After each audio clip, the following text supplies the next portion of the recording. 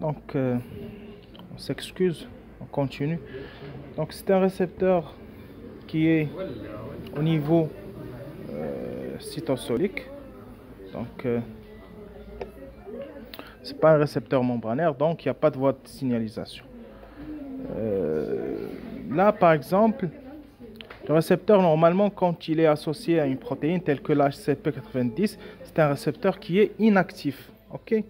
Faites attention, le récepteur, il est inactif. Donc, après fixation d'un ligand, ici par exemple les corticoïdes, on aura bien sûr la dissociation du complexe. Bien sûr, au niveau du récepteur, on va voir qu'il y a trois parties, trois domaines. Il y a un domaine, là on aura la fixation du ligand. Donc le ligand, notre exemple, sont les corticoïdes. Il y a un domaine de liaison à l'ADN.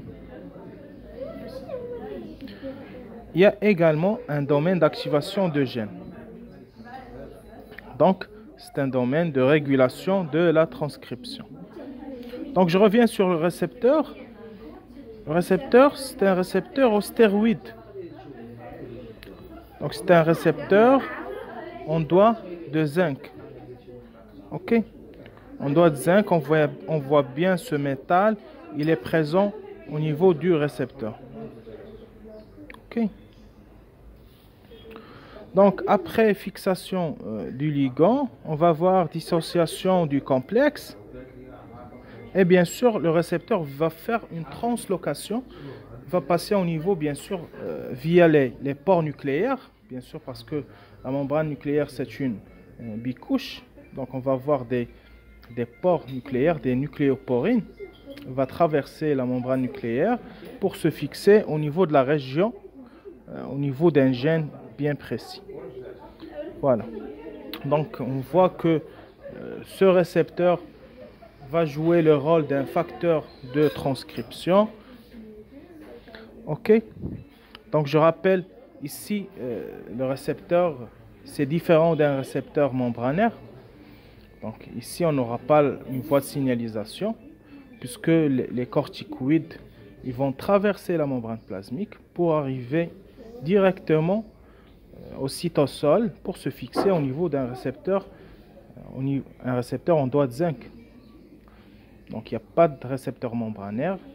Ce n'est pas le cas d'un récepteur couplé à une protéine G, ni un récepteur qui est couplé à un canal ionique, ni encore le cas d'un récepteur à activité enzymatique.